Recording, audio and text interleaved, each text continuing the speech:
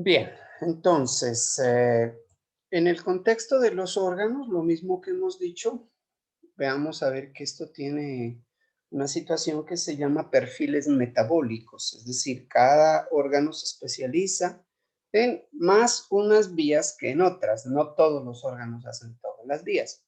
Lo que ustedes ven ahí es un esquema simplemente, pues no es algo muy real, pero nos toca poner a jugar la imaginación. Aquí tenemos varios órganos, el hígado tiene su formita especial, y tenemos un glóbulo rojo, podríamos tener un cerebro también, pues, se parece en ciertas formas, en la parte del perfil, acá un riñón, un intestino y un músculo, podría ser músculo esquelético.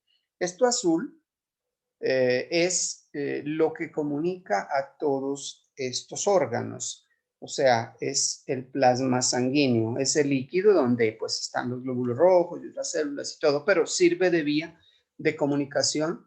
Y cuando digo comunicación, es decir, llevar moléculas de un lado a otro, recibir señales que también son moléculas, etcétera. Entonces, en esta diapositiva, pues no le puse los de los lípidos también porque no me cabía, entonces analicemos el contexto de carbohidratos y aminoácidos solamente. Entonces, ubicándonos en lo que va a suceder aquí, ¿sí? Supongamos que empezamos con las proteínas. El animalito consume la proteína, se hace la digestión aquí en el intestino delgado, ¿sí? Se hace absorción también y de la absorción pasa al plasma sanguíneo o sí, más que todo al plasma sanguíneo en este caso, sí, porque estamos hablando solo de proteínas. Y a esos vasitos capilares que se van juntando en vasos cada vez más grandes, pues llegan a través de un gran vaso que es la vena porta hepática, llega hasta el hígado. Es decir, gran cantidad de la proteína que llegó por ahí va a través de esa vía hacia el hígado. El hígado es como el que recibe prácticamente todo, y administra para los usos que se necesiten tanto en el hígado como en los demás órganos, quizás más para los demás órganos. Es un órgano que trabaja bastante. Sí. Con estos aminoácidos, pues el hígado hace proteínas, porque pues como trabaja bastante y la actividad, ya hemos dicho que no hay actividad sin proteínas, pues hace muchas proteínas, pero también degrada proteínas, etcétera. Hace cosas por el estilo. La idea es que también produce aminoácidos para enviar a través del plasma a todos los tejidos que lo necesiten. Y en el caso del animal, pues obviamente lo que más, el mayor depósito que tenemos de proteína está en el músculo. Entonces, el músculo coge mucho de ese aminoácido que saca el hígado por acá, ¿cierto? Y el músculo hace su propia proteína y hace ese recambio que decíamos, es decir, hace síntesis y hace degradación. Es como una casa, ¿cierto? Cuando se dañan algunas piezas, uno las repara. Así son las proteínas musculares. Están en constante recambio, así se llama. Miren que es una palabra idéntica a la del recambio enzimático, pero es otro el concepto. Sí. Y de hecho, pues ustedes sabrán que cuando uno hace mucho ejercicio, el músculo crece, pero si deja de hacer ejercicio, el músculo decrece. Eso indica pues que precisamente se tiene que estar renovando. Y si no se renueva, pues se pierde esa masa muscular. Si se quiere producir carne, pues obviamente si tenemos el animalito quieto, pues no vamos a tener una buena producción de carne. Es algo bastante lógico también. En ese metabolismo, en la degradación sobre todo, el hígado, perdón, el músculo produce un aminoácido que es bastante abundante. Hace un rato les había dicho que uno de los aminoácidos más abundantes era el glutamato, por la degradación que hace básicamente el hígado, ¿no? Pero el músculo, que también tiene un metabolismo bastante amplio por la masa tan grande que tiene, sí, produce grandes cantidades de alanina, uno de los 20 aminoácidos. Y esto, pues, como es un desecho del metabolismo muscular, ya saben, todo entra al mar, ¿no? Es como el mar esto, todos los desperdicios en nuestra actividad van para acá. Entonces, todos los órganos hacen eso, echan basurita a este torrente, pero entonces el hígado se encarga de captar esto y reciclarlo para convertirlo en otras moléculas nuevamente útiles, ¿sí? Por el lado de acá, lo habíamos dicho, ¿cierto? Cuando hay mucha degradación de aminoácidos, porque pues puede venir mucha, ¿sí? Sobre todo de acá del metabolismo muscular, o si se come mucha proteína, pues también. El exceso de ese metabolismo, ya que hay una cosa bien especial con la proteína, no es lo mismo que como las grasas. Si uno puede producir grasa, pues puede ir engordando, engordando, engordando. Uno no por comer mucha proteína va haciendo músculo, músculo, músculo. Ya saben que así no es. Sí, no existe una forma de almacenamiento así energético en forma de proteína. Entonces, hay gran parte que tiene que descartarse. Y pues aquí era donde producíamos esa urea, que es una forma menos tóxica del amoníaco. Estamos hablando de animales tipo mamíferos, ¿sí? Y esto va al plasma, el riñón simplemente deja pasar, porque es una de las cosas que puede pasar a través del nefrón. Si hay cosas que se retienen, por ejemplo, la glucosa y los aminoácidos no salen, pero la urea sale fácilmente. ¿Sí? Es el trabajo de filtro que tiene el, el riñón. Bueno, veamos a ver qué pasa con con lo otro, que son los carbohidratos. Sí, carbohidrato que se coma el que sea, va a terminar en glucosa, bien sea ayudado por bacterias, en el caso de los herbívoros, o por nuestra propia digestión, que comemos almidón. Bueno, la idea es que esa glucosa también va por la misma vía, la vena porta hepática, que es la que transporta los nutrientes digeridos hidrosolubles. Sí, van por aquí. Por eso también, por eso no pusimos aquí los que son liposolubles, que serían las grasas. La idea es que también llega a el hígado, y el hígado administra. Si hay mucho, hace glucógeno, porque es uno de los tejidos que almacena una buena cantidad de glucógeno.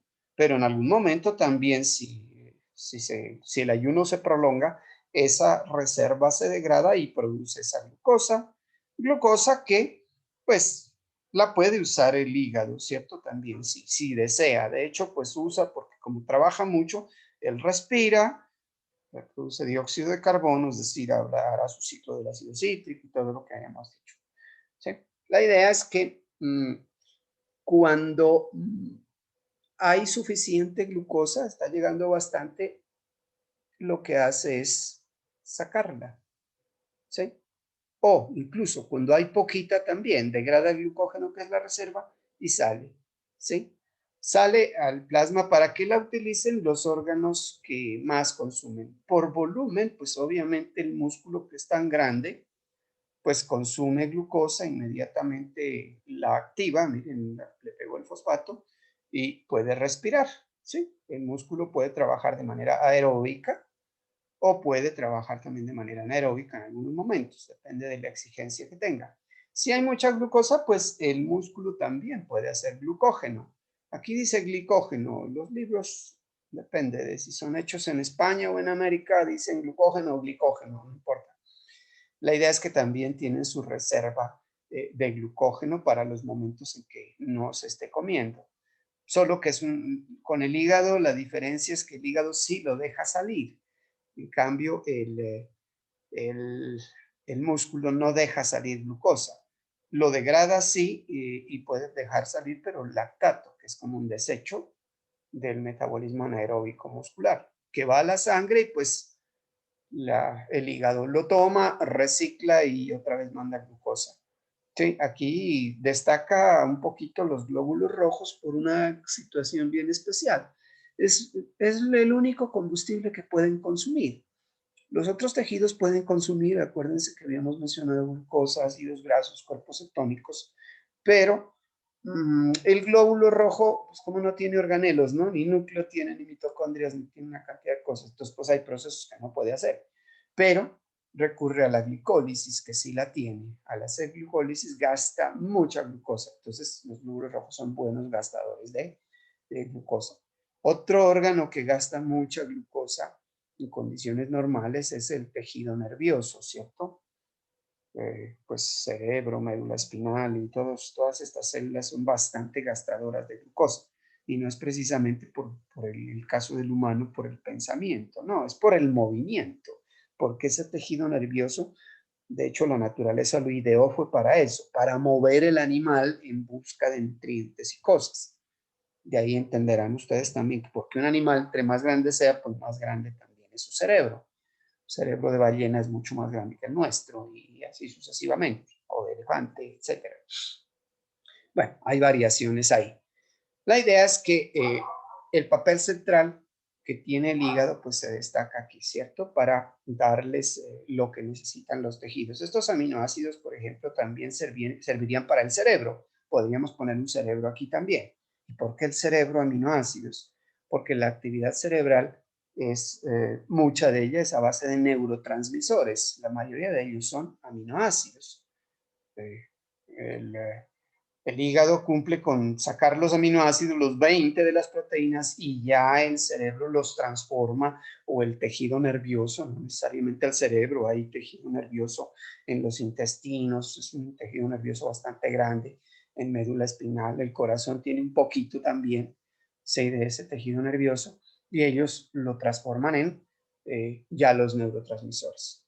Sí, pero se destaca pues básicamente ese papel central del hígado, ¿no? El órgano que recibe todos los nutrientes, que los organiza muy bien, los distribuye acorde a las necesidades que tenga cada órgano o acorde a las necesidades que tenga el organismo, dependiendo de lo que esté sucediendo, ¿sí? Hay situaciones distintas a haber recién comido, a estar en ayunas, a estar en ayuno prolongado, a hacer ayuno intermitente, lo que ustedes quieran, ¿sí? El hígado entiende todas esas cosas y las maneja bien. Ese es el órgano que creo que mejor maneja, aunque todos manejan muy bien esa lógica molecular. Entonces, en la siguiente diapositiva ya metemos a las grasas. Nuevamente aparece el hígado ahí. Ya quité el glóbulo rojo. ¿Por qué? Porque pues, él no tiene nada que hacer con las grasas. Él es solo glucosa y pare de contar. Y que le manden su proteína para transportar oxígeno y todo. Entonces, miren que en cuanto a grasas, pues lo que habíamos dicho hace un momento, las grasas se hacen mediante el proceso de esterificación y se degradan por el proceso de lipólisis. Entonces el hígado puede tanto hacer síntesis como degradación de grasas. También lo puede hacer el músculo, claro. Pero hay un tejido especial que es el tejido adiposo, que es donde se almacenan las grasas, también hace síntesis y degradación. Todos esos tres órganos hacen esos dos tipos de manejo de las grasas. Pero entonces, ¿esto cómo viene? Pues viene a través del intestino, por eso está el intestino ahí, porque de la dieta provienen las cosas, ¿cierto? Entonces, aquí en la dieta vienen los triglicéridos, es decir, las grasas, ¿sí? Y en la digestión que se hace aquí, es decir, en la luz intestinal, en esta cosa que aquí está pintada como de negro, ¿sí? Se liberan los ácidos grasos y los monoacilgliceroles. ¿Qué quiere decir eso? Ácidos grasos libres son ácidos grasos, pero acuérdense que las grasas son triacilgliceroles.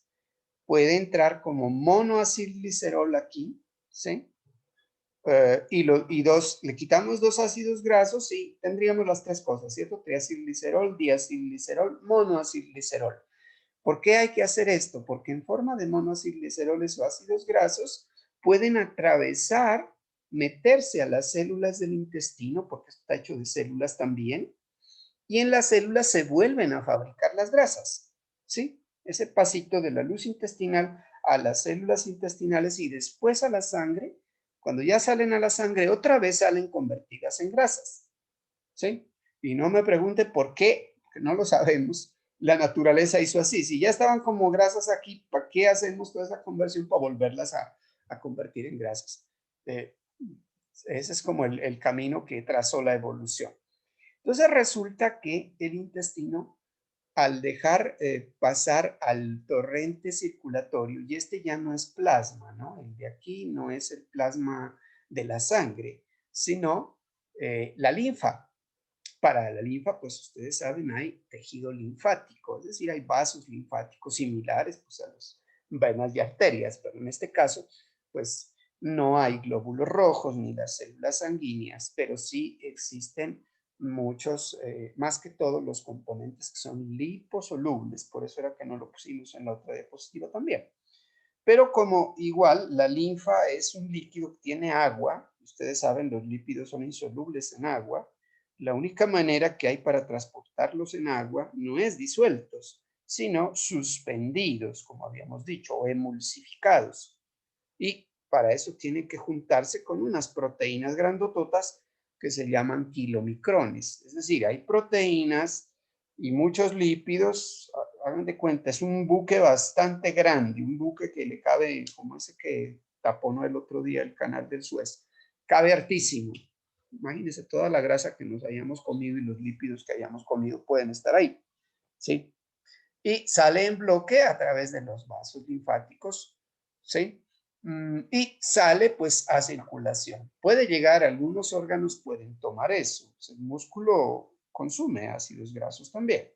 El músculo tiene esa característica, aunque para moverse requiere glucosa, cuando está en reposo le gusta consumir ácidos grasos. ¿Sí? Son cambios que hace el órgano este. El adipocito también puede captar de estas grasitas, que es lo lípido más abundante ahí, ¿cierto? Que vienen de acá, pero quien más se lleva la carga lipídica es el hígado. Aquí de pronto pudimos poner las flechas, también existen, pero es más por este lado. Primero, le han llegado al hígado. ¿Y el hígado qué hace? El hígado selecciona toda esa carga lipídica que yo me haya comido, ¿cierto? Y que llegó por kilomicrones acá, la empaca ya no en buques mercantes, sino solo en containers, en tractomulas. Sí, es más pequeño este vehículo, pero también son lipoproteínas. Esta es la very light density lipoprotein, lipoproteína de muy baja densidad. ¿Sí? Que es lo mismo que los kilomicrones, pero más chiquitico, es decir, un conjugado de proteínas con las grasas y los lípidos. ¿Qué hay entre esos lípidos? Pues ahí hay fosfolípidos y también hay colesterol. Si todo eso sale mediante lipoproteínas, primero VLDLs. Y en la medida en que esas VLDLs, esto ya sale a la sangre, ¿no? Ya no es por la linfa. Ya por la sangre puede ir a los órganos que lo necesiten, o si está en exceso, pues el tejido adiposo lo almacena, aunque más hace a partir de esto.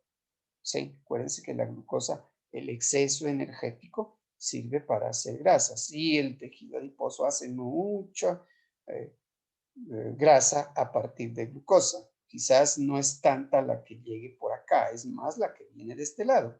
Y por eso es que hace algún tiempo ya se cambió. De hecho, esto se sabía desde los años 80 del siglo pasado, que era más complicado el carbohidrato que la grasa en la dieta para las enfermedades cardiovasculares, la obesidad, la diabetes y todas esas cosas. Pero pues eso se quedó callado un buen tiempo porque no le convenía a los productores de bebidas azucaradas. Recién en el 2008 la Sociedad Cardiológica Mundial ya declaró como cardiotóxico al azúcar. Ah, claro, la cosa era más, les digo, es más eficiente por este lado, pero igual si le llega, pues también puede almacenar alguna cosita. Entonces, en la situación opuesta, que podría, estamos viendo el cuadro en el cual comemos bastante, ¿cierto? Y si comemos grasa, pues también comemos los otros nutrientes, obviamente, sino que separamos la diapositiva aquí. Pero en el caso contrario, en el cual hayan periodos de ayuno largos, ¿qué hay que hacer? Aquí hay una reserva de grasa. Claro que también hay grasita aquí, también acá, pero la mayor reserva está aquí en el tejido adiposo. Cuando se necesita ya echarle mano a esta reserva, pues se hace lipólisis de acá y al hacer lipólisis, los ácidos grasos se liberan y salen a la sangre. Este AGL quiere decir ácidos grasos libres y los vuelve y los toma el hígado. ¿Sí? Ácidos grasos que salgan de acá los toma el hígado. Acuérdense que el hígado siempre trabaja para todo. ¿Y qué haría él? Pues eh, si es que el asunto es de escasez de comida, no habría carbohidrato, entonces él se pone a hacer cositas como lo que ya habíamos dicho, cuerpos cetónicos, que sería el combustible alternativo a la glucosa, porque seguramente no hay carbohidrato en esa condición, ¿sí? Y el mismo hígado los puede usar como combustible.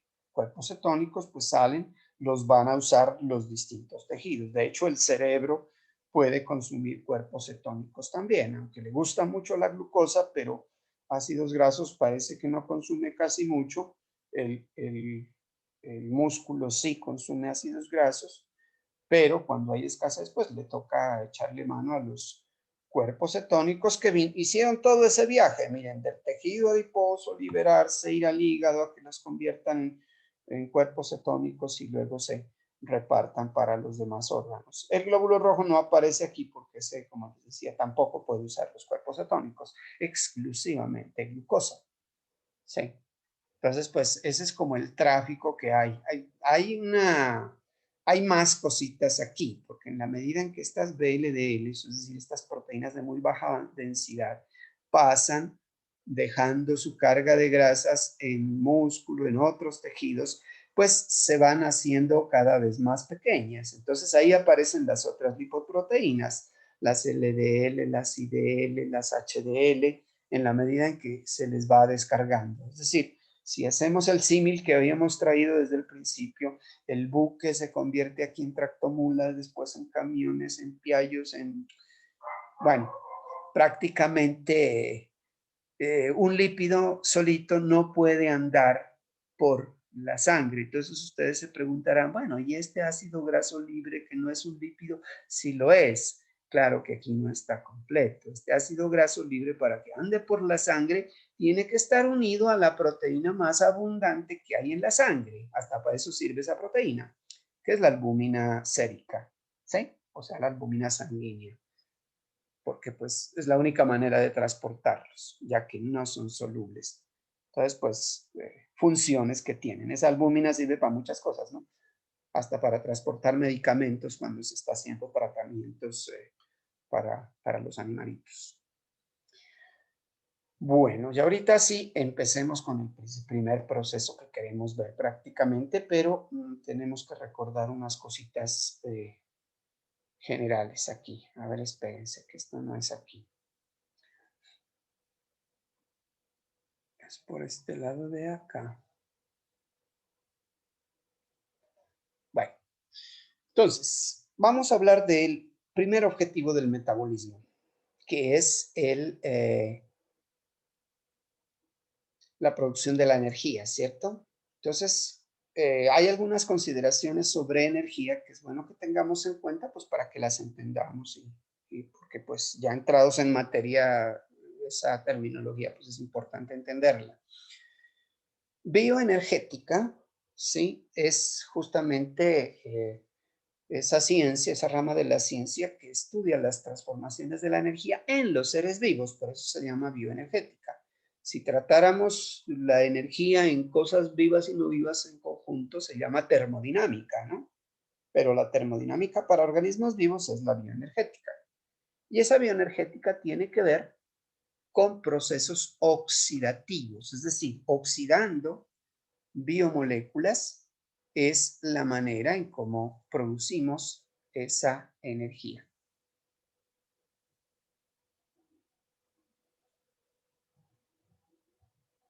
Bien, recordemos esto quizás son cositas que ustedes desde la primaria nos enseñaron y eso es lo que menos se nos olvida, ¿no? Eso es simpático. Lo más nuevo se nos olvida más. Aquí tenemos una máquina, ¿cierto?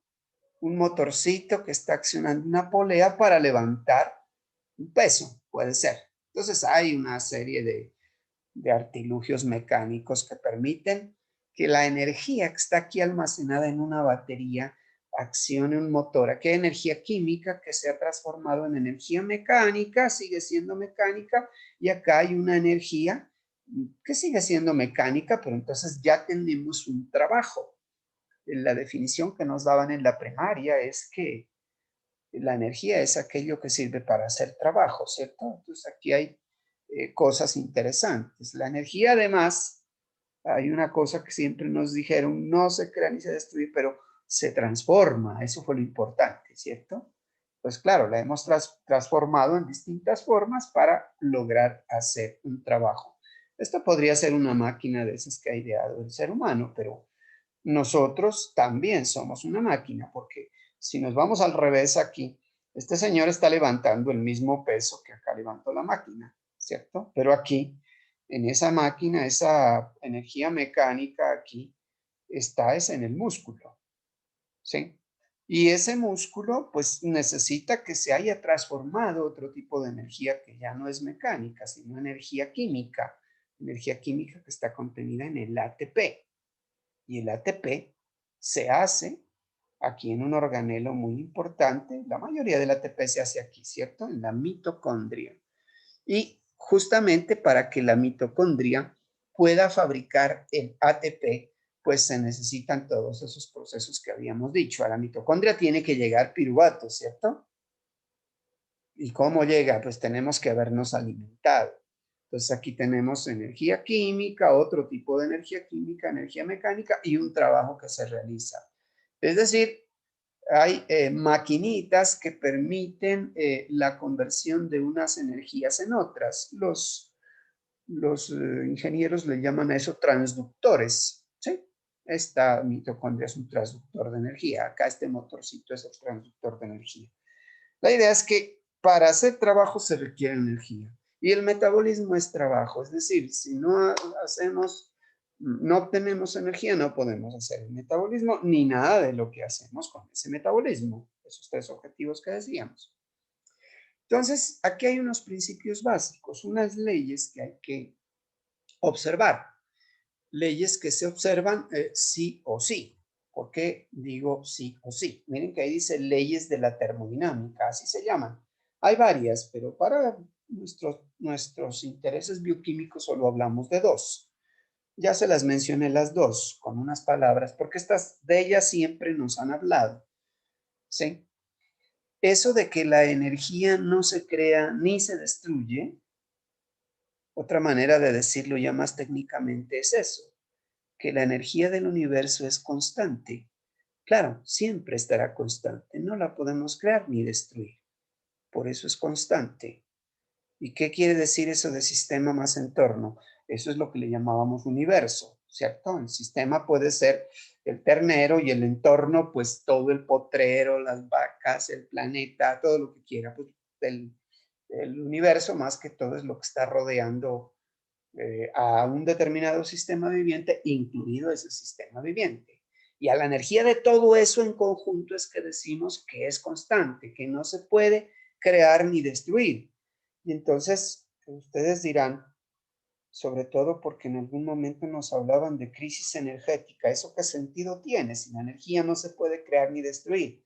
Ah, porque es que esa no es la única ley que existe, a eso se le llama la primera ley de la termodinámica.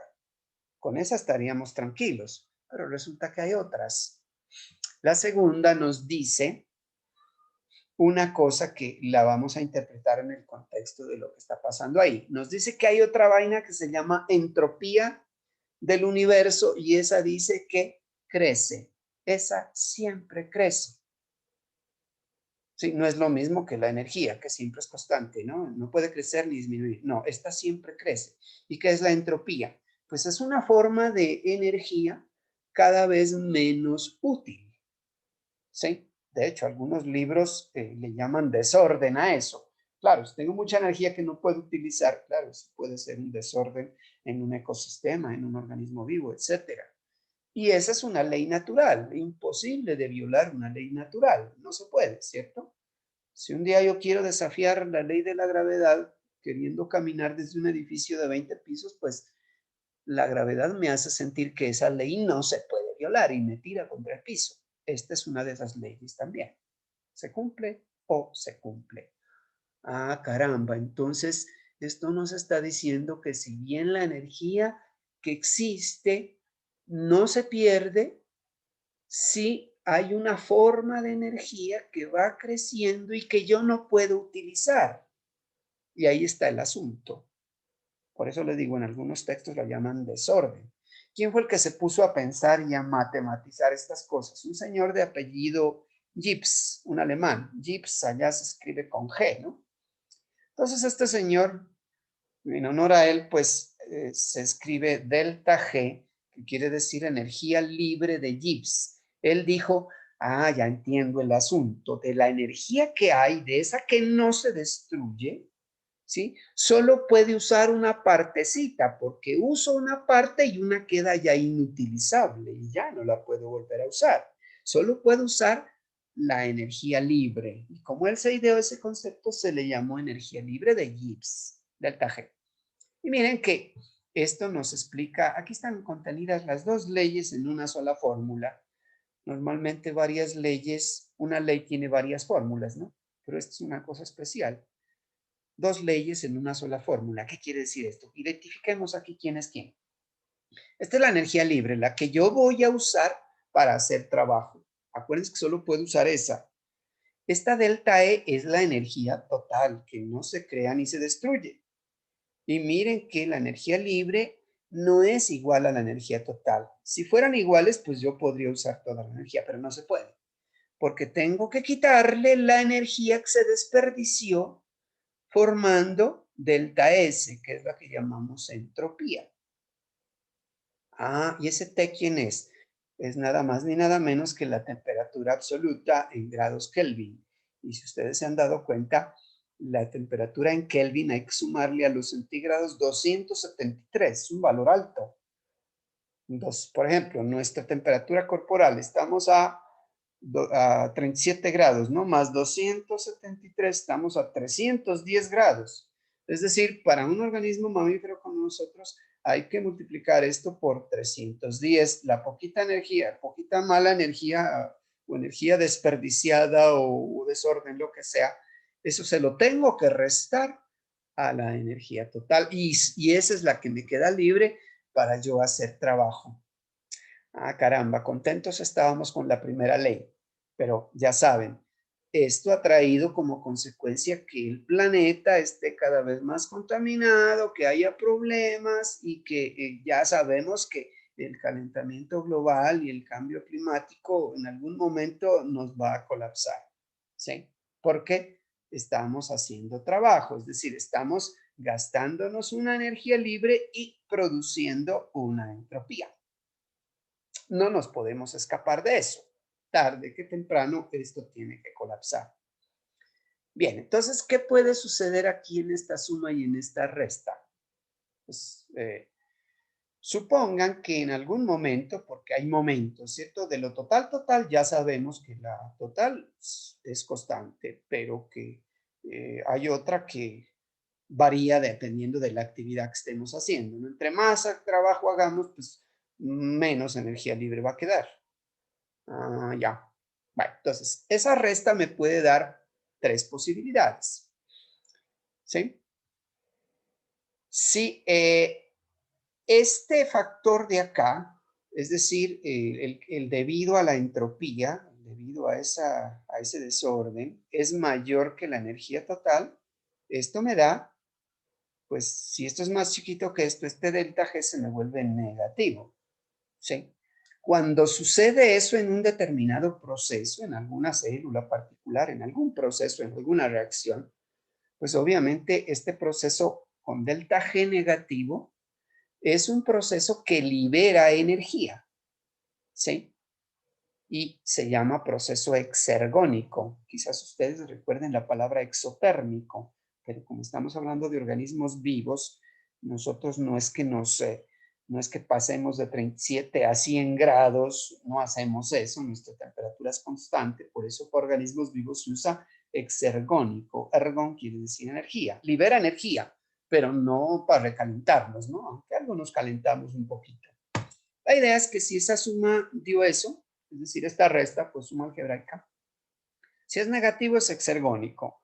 Imagínense ustedes que fuera al contrario, que delta E fuera mayor que este factor de acá. Pues delta G va a ser positivo, ¿cierto? Porque pues esto es mayor que esto. Y el delta G positivo es un proceso endergónico, ¿sí? es como endotérmico, pero ya les dije que por temperatura no es, ¿cierto? ¿Y qué quiere decir esto? Que este requiere energía.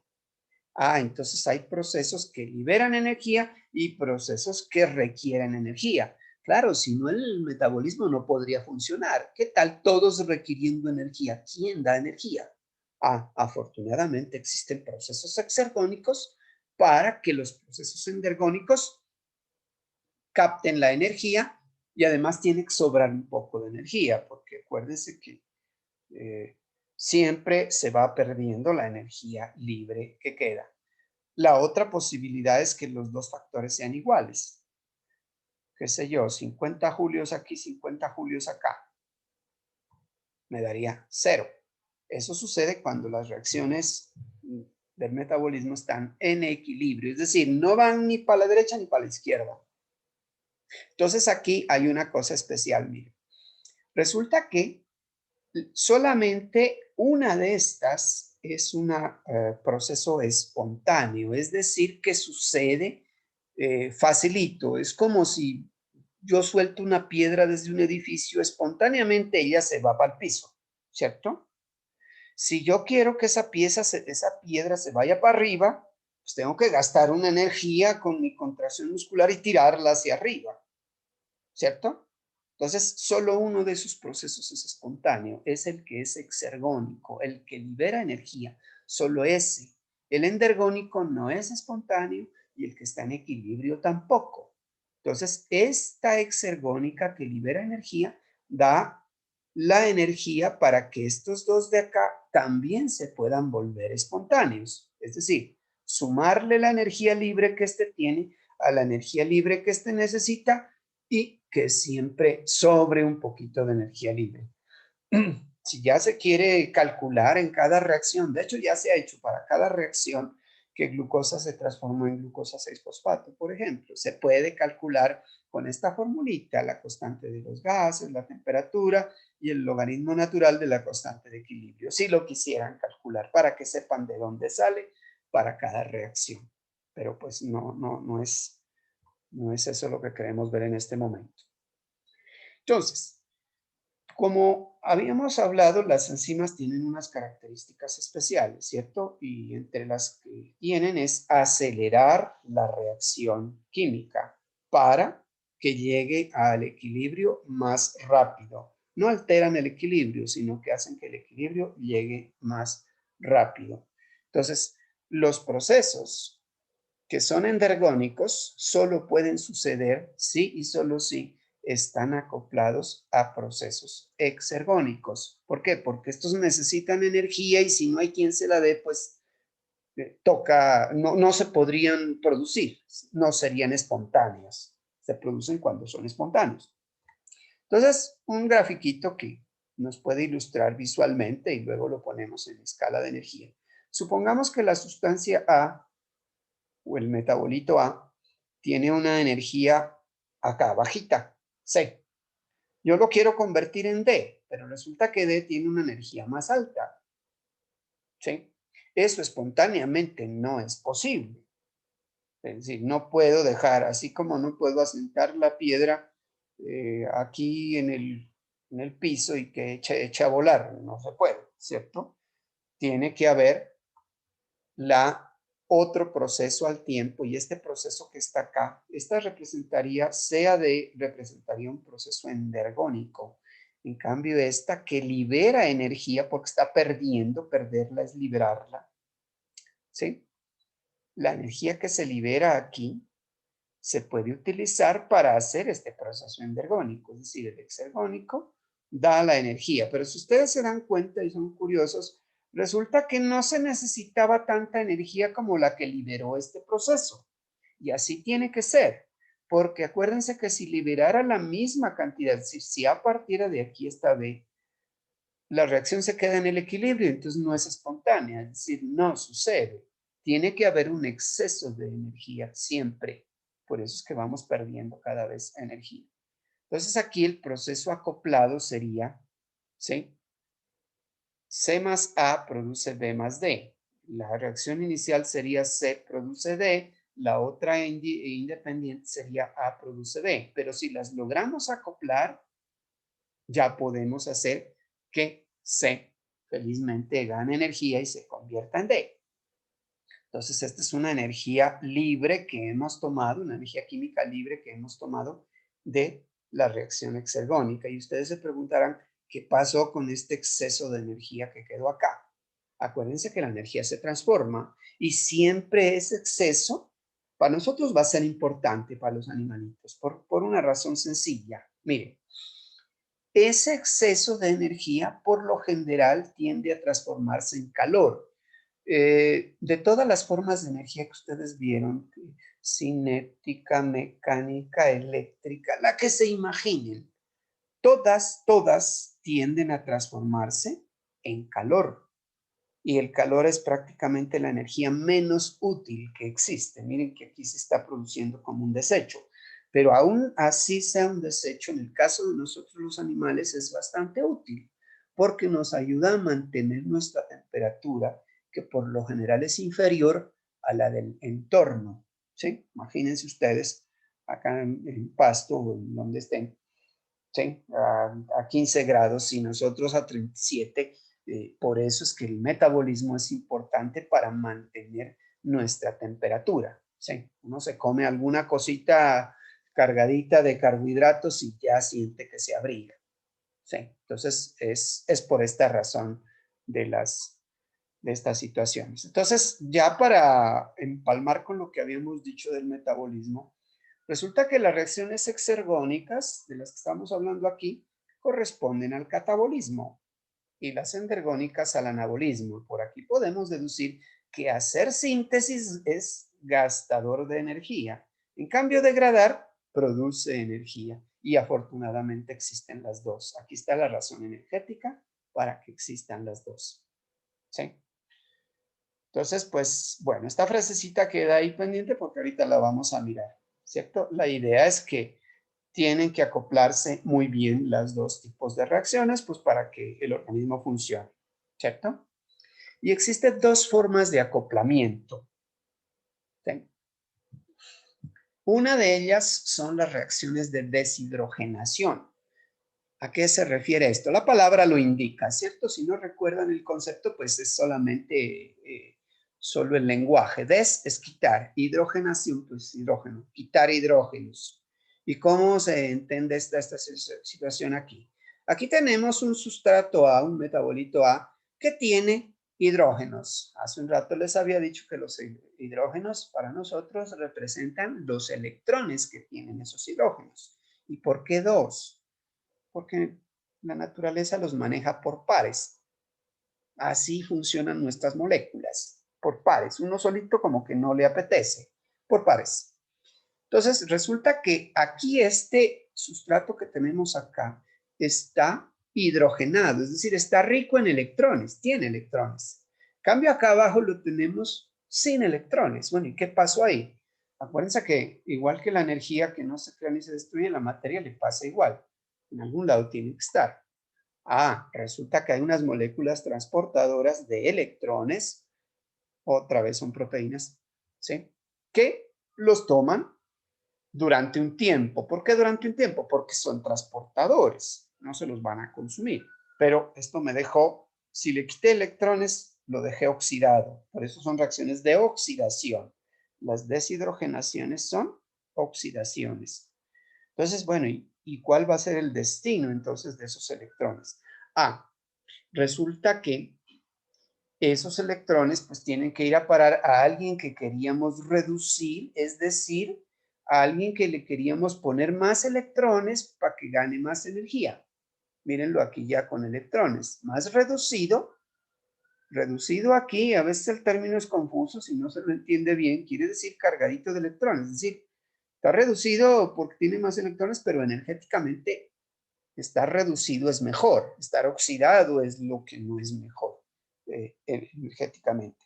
Entonces aquí miren que el acoplamiento se hace a través de ese transportador. Si no hubiera ese transportador, no sería posible pasar los electrones de A hasta B. Los transportadores, los vamos a ver ahorita en acción, A veces se juntan incluso en cadenas largas. Un transportador, uno se lo pasa al 2, otro al 3, otro al 4 y al final le llega al receptor último de los electrones. ¿Sí? Solo que ahí está más simplificadito el esquema.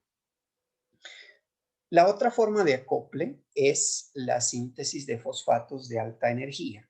¿Y quiénes son esos fosfatos de alta energía? Como les decía, podría ser el ATP, claro. Entonces, aquí, volviendo al esquema que teníamos anteriormente, A hacia B, en este caso, pues pierde energía, pero esa energía no es que se botó por ahí al ambiente, sino que se utilizó para este fosfato de baja energía que está aquí, P, porque está de baja energía. Miren que se transformó en P con este enlacecito así como rizadito, que significa fosfato de alta energía. Podría ser ADP que se transformó en ATP, ¿sí? Que es lo más común. Y ahora sí, si quiero cargarle más energía C a D, ¿sí? Es decir, C llevarlo al nivel D, convertirlo en D que tiene más energía. Miren que me tengo que gastar este fosfato de alta energía porque cuando esto termine ya lo tengo sin energía. Es decir, hacer fosfatos de alta energía, miren que es el intermediario para acoplar estas dos reacciones. Son las dos formas que conocemos en los seres vivos de acople entre reacciones exergónicas y endergónicas, que las vamos a ver pues en todas las reacciones que vamos a estar mirando. Por eso era importante mirarlas ahorita. Entonces, en una lógica general, ¿qué podría suceder? Ahora vienen unos esquemas también que nos ilustran un poco más eso. Pero puedo tener varias reacciones exergónicas, es decir, que liberan energía. Ahí he puesto 4 como por colocar algún número. Pueden ser muchas, 20, 30, las que sean. Muchas de ellas van a poder dar como resultado un fosfato de alta energía. Acuérdense que este enlacecito indica como el ATP, ¿cierto? Y este sin enlace podría ser ADP. Y ahora sí, con este fosfato voy a hacer todas las reacciones endergónicas. ¿Sí? Y están en un orden bien especial aquí, no es un orden caprichoso. Síntesis, es decir, construcción de moléculas complejas. ¿Por qué la pusimos de primera? Porque es la que más gasta energía. La biosíntesis es el proceso más gastador de energía. En el caso de los animales que nos movemos, la contracción muscular está de segundo. Ahora sí, si el animal solamente puede ganarle en consumo de ATP a la biosíntesis cuando el animal hace, ¿cómo es que le llamamos a esto? Deporte extremo. Es decir, si yo hago 12 horas de entrenamiento de ciclismo de alta montaña, ahí sí que la contracción muscular me va a gastar más energía que la biosíntesis. Sí, pero solamente en ese caso. En condiciones normales siempre va a ser en este orden. Miren que en otra cosa que se gasta energía enseguida también está relacionada con el movimiento, ¿sí? Porque la excitación nerviosa se refiere al transporte de esos iones a través de las membranas de las neuronas y eso implica transporte activo. Hay que transportar cosas a través de membranas y eso hace que se gaste ATP. Y justamente así es como hacemos que se muevan nuestros músculos. Entonces, pues es bastante gastador también. Y la otra es los transportes activos, ¿sí? Transportar cosas, por ejemplo, la sola glucosa, meterla, o iones, el potasio, el sodio, hacerlos entrar o salir a través de una membrana, gastan energía, ¿sí? Por ahí les debe sonar a ustedes la bomba sodio-potasio ATPasa. ATPasa quiere decir que gasta ATP, rompe ATP para poder restablecer esos equilibrios electrolíticos que se les requieren pues para que las células respondan a los mensajes que les están llegando. ¿Sí? El animalito está recibiendo esos mensajes a través de algunos neurotransmisores, sí, pero llegan a la membrana y en la membrana empieza esa salida y entrada de iones pues para que pueda haber la contracción que ya más adentro pues se da con otros mecanismos. En todo caso, todos ellos son procesos endergónicos. ¿Sí? Entonces, porque estamos hablando del primer objetivo, ¿no? Del de la energía. Entonces aquí hay un ejemplo de una reacción que les decía que es como la primera que sucede, ¿no? El ATP al hidrolizarse, producir ADP y fosfato, libera, miren, un delta G, aquí están los valores, menos 30.9. El hecho de que diga menos quiere decir que es exergónica, que libera energía, menos 30.9 kilojoules por mol. Es una reacción por signo negativo, es espontánea, es fácil romper el ATP. Ese se podría romper solo. Lo que los organismos vivos no hacen es romperlo solo porque tiene que tener un propósito, tiene que tener una lógica. Hay una reacción 2, que es la primera que le sucede a cualquier glucosa que entre a cualquier célula. ¿Sí? Se tiene que unir a un fosfato para formar la glucosa activada que les decía. Pero esta reacción es endergónica, requiere 13.7 kilojoules por mol. Entonces, solita no es espontánea, pero si las juntamos, es decir, si sumamos esta más esta, pues podríamos tomar de esos 30.9 los 13 que necesitamos acá, y miren que si sumamos algebraicamente, ahorita vemos la reacción. Al sumar, pues lo que está repetido acá se pierde, ¿no? Queda solo ATP y glucosa, porque fosfato estaba acá y agua también está acá. Y del lado de acá, glucosa y fosfato y ADP. ¿Sí? Si restamos o sumamos, nos queda que el delta G es negativo. Es decir, la reacción total acoplada es exergónica y por lo tanto es espontánea y se puede realizar. Si no, no se hubiera podido. Pero miren que sobra una buena cantidad de energía, que es la que se disipa como calor. Ese precio toca pagarlo. La segunda ley de la termodinámica es clara. No podemos utilizar toda la energía que está allí, solo la que está libre, la que se llama libre. ¿Sí? Bueno, eso fue lo que ya les había dicho. La una se acopla con la otra y básicamente en el juego de energético en los organismos nos la pasamos en esa. Miren. Un ciclo del ATP. ¿Por qué ciclo? Porque es una cosa que se repite. Nos la pasamos haciendo ATP. ¿Y de dónde sacamos cómo hacer ATP? Ya habíamos dicho que las reacciones catabólicas son oxidativas y quitan electrones, degradan cosas, cogemos los nutrientes, los degradamos, miren, hasta las moléculas más sencillas, pero entonces de aquí sacamos unos ricos electrones para hacer ATP. Pero ese ATP nos lo vamos a gastar en todo ese trabajo biológico que habíamos dicho, la contracción muscular, la transmisión, la síntesis, sí, bueno, el trabajo biológico que hay aquí. Pero acá se destaca justamente el proceso de síntesis, que es el anabolismo, que les decía que es el que más gasta. ¿Sí? Coger precursores sencillos y hacer moléculas más complejas. Pero me gasto el ATP, por eso es que necesito seguir comiendo para que este ciclo se mantenga. Ya saben, el problema de la inanición. Deja de alimentar usted al animalito, se va atrasando hasta que puede morir. ¿Sí? Desafortunadamente, pues sucede hasta en seres humanos, ¿no? No necesita uno irse al África. Antes tocaba irse al África para esas cosas. Ahora lo vemos mucho en Colombia, en Chocó, Barbacoas, La Guajira, las zonas rurales, etcétera. Sí, no está bien este ciclo, porque pues tiene su equivalente en acumulación de riquezas y cosas en solo pocos organismos, pocos individuos en este caso. Esa grafiquita que ustedes ven allí muestra al ATP en esta línea, ¿sí? Sobre esta línea, mírenlo, aquí está el ATP. Aquí está el eje donde está el delta G, la energía libre que tiene. Si ustedes ven, esto va creciendo en número, pero obviamente más negativo quiere decir que tiene más energía para liberar, ¿cierto? Tiene una energía libre de hidrólisis mayor.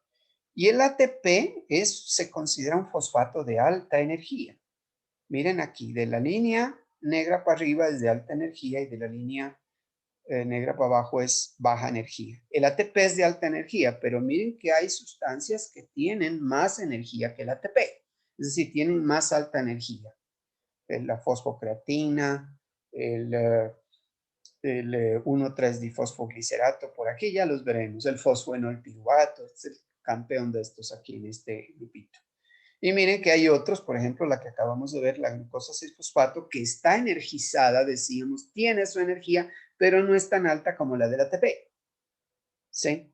Y el glicerol 3-fosfato, pues también tiene menos que la del ATP. ¿Qué permite esto? Pues que el ATP le pueda dar energía, como lo acabamos de ver en la anterior reacción, a la glucosa para que se cargue con fósforo, es decir, se fosforile, así es como se llama eso, o a otros metabolitos que necesiten cargarse de energía. Pero el mismo, si estamos en forma de ADP, le toca recibirlo de los que tienen más energía. Y eso también es una ley, ¿cierto? Solamente le puede dar energía al que tiene más energía al que tiene menos. Es parecido a cuando un río corre, yo siempre los he visto correr río abajo, ¿cierto? No corren de para arriba. Energéticamente también se da de esa manera. Entonces ese esquemita, pues los libros lo traen de diferentes maneras también, pero más o menos esa es la intención de los autores. Ahora sí, entremos a ver, ya para finalizar esta parte, de un primer proceso que tiene que ver con esto. Ahí ustedes tienen a la mitocondria, donde sucede, hay varias mitocondrias ahí, ¿no? Donde sucede un proceso que se llama fosforilación oxidativa, que es la síntesis del ATP en los animales. Sí, hay otras fosforilaciones distintas, pero estamos hablando de la mitocondria, que es como la que produce la mayor cantidad del ATP. Y ahí dice que también hay una cadena respiratoria. Ahorita vamos a ver que eso tiene que ver con lo que les decía hace un momento, que hay unos transportadores de electrones que van como encadenados. El uno se lo pasa al otro, el otro al otro, el otro al otro, hasta que al final hay un último que recibe esos electrones. Entonces, ¿qué sucede allí? Pues hay dos cosas. Un proceso que sucede en un sitio. El sitio es la cadena respiratoria y el proceso es la fosforilación oxidativa. Todo eso es parte de lo que llamamos respiración. Entonces, ¿qué hay en ese proceso? Bueno, eso ya se los había dicho, es el proceso que más energía produce, el que más ATP produce. Pero ubiquémonos en el sitio donde eso sucede. Si ustedes miran en los libros, les parten a veces la mitocondria, la parten, tienen que cortar para poderla visualizar al microscopio y se le ha visto que tiene una membrana externa y una membrana interna que está bastante plegada. Es decir, la superficie de la membrana interna es mucho mayor que la de la membrana externa. Y es importante que haya mucha superficie. Incluso aquí en este esquemita no está tan exagerada como debe ser. Es decir, aquí es una exageración, pero al contrario, simplemente para que quepan las cosas. Resulta que sobre esa membrana interna existen, a estas entrantes o invaginaciones se les llama crestas mitocondriales. Esto limita ciertas cosas, ¿cierto? Aquí estaría el citosol, hay un espacio entre las dos membranas, una membrana interna, y este contenido interno que se denomina matriz mitocondrial, perdón. ¿Sí? En esa matriz se encuentran, este es un organelo especial, tiene su propio ADN. Es decir, nuestras células tienen en el núcleo un ADN, pero en las mitocondrias tienen otro ADN. Al parecer este organismo, esta mitocondria fue un organismo independiente en otras épocas y alguna simbiosis las unió. Por ahí hay algunas teorías sobre eso. Entonces, como tiene su propio material genético, también tiene sus propios ribosomas para hacer muchas de sus proteínas. Bueno, algunas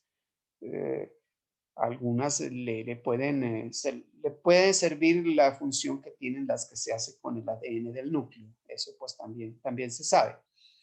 ¿Sí? La idea es que esta membrana, al ser tan extensa, puede ubicar aquí esto que parecen unos alfileres acá, ¿sí?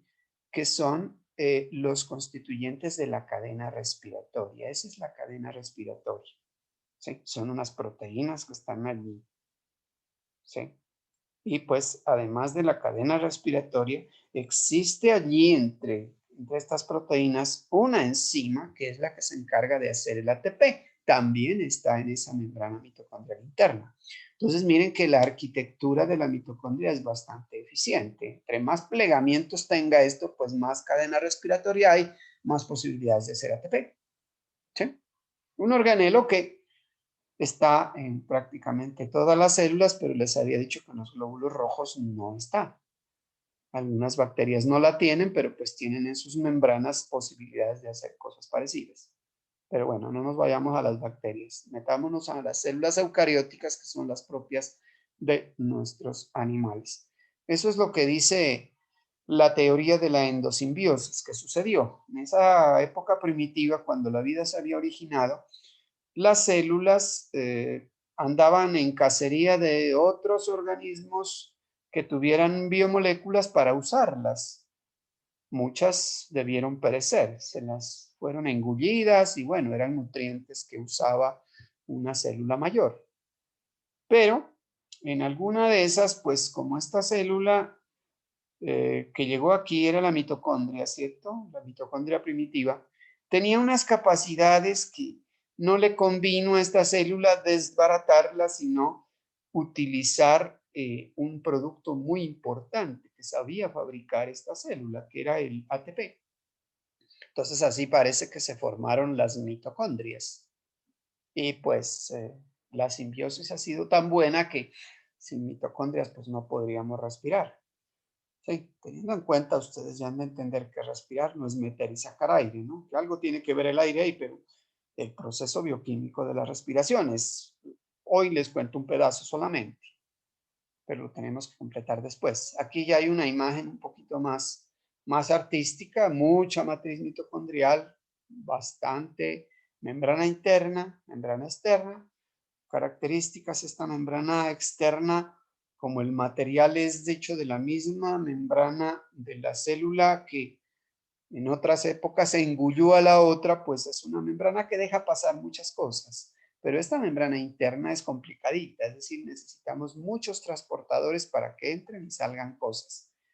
Alguna negociación debió hacerse en otras épocas para que esto funcione tan bien como lo está haciendo.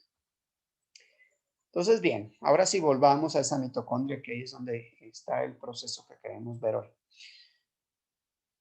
Membrana mitocondrial externa y la interna con sus crestas. Sí, solo que, pues, quitado un poquito para que podamos ver qué sucede. Habíamos dicho que el ciclo del ácido cítrico, ciclo de Krebs, sucede aquí. Sí. Y podríamos tomarlo como lo toman algunos libros. Los libros lo toman al revés. Es decir, primero, ¿qué es lo importante que sale de aquí? Claro, el ATP. ¿Por qué? Porque hay una enzima que es capaz de unir ADP y fosfato. ATP sintetasa se llama, es la enzima. Miren, el nombre indica lo que hace. ¿Sí? Hacer ATP. Pero, ¿cómo hace para hacer ATP? Hay algo que le da, digamos, la propulsión a esa enzima. Esa palabra propulsión no es gratuita. Ahorita les digo por qué. Porque aquí está sucediendo algo en lo que llamamos la cadena respiratoria, que no es la ATP sintetasa, sino la que genera un potencial protomotriz, así se llama. Nosotros escuchamos mucho la palabra electromotriz, ¿no? Porque claro, yo pongo a andar un ventilador, una licuadora, eso es electromotriz. Hago mover algo con electricidad, con electrones. No, acá es con protones. Ah, caramba, entonces es una maquinita especial, un motorcito especial que hay aquí en la mitocondria. Se forma una energía protomotriz que hace o pone a andar la enzima que hace el ATP. Ahorita vemos eso con más detalle. Bueno, pero si es protomotriz, ¿cómo se generan esos protones? ¿De dónde salieron? Porque hace un rato hablábamos de electrones, ¿no? Ah, bueno, lo que sucede es que el ciclo del ácido cítrico produce electrones. Ya habíamos dicho que producía electrones, ¿no? Porque oxidó el carbono hasta CO2. Le quitó electrones. ¿Y dónde los puso? los puso en forma de electrones de alta energía, que habíamos dicho que eran uno de los eh, objetivos del metabolismo, NADH o FADH2, cualquiera de los dos, o ambos, en este caso ambos. Y esos electrones, aquí algo está sucediendo para que algo suceda también con los protones. La idea es que vayamos más atrás. Ciclo del ácido cítrico. Habíamos dicho que todo convergía a acetilcoenzima A, que podía venir desde carbohidratos, algunos libros le llaman glúcidos como aquí, de proteínas o de grasas, glicéridos también se les puede llamar, ¿cierto?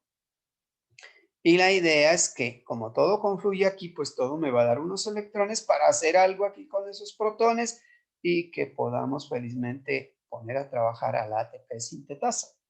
Entonces hay que consumir estas cosas para que todo ese proceso se dé.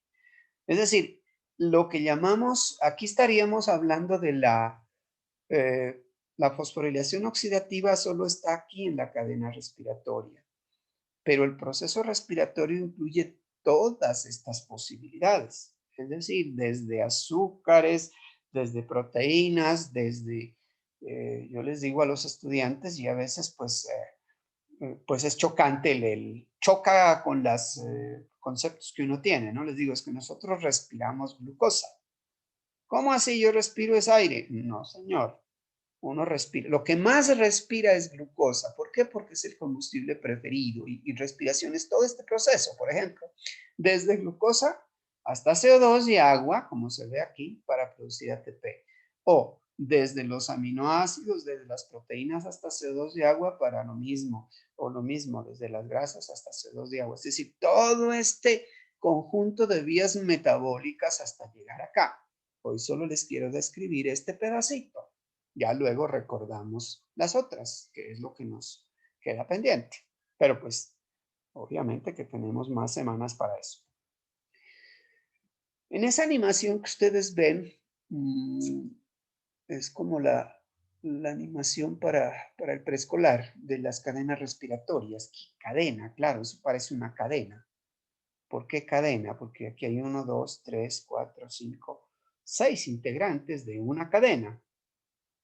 Y está sugestivamente ubicada de manera descendente, como para lo que les decía, ¿cierto? El agua cae de una cascada hacia abajo y después a través de una piedra hacia abajo.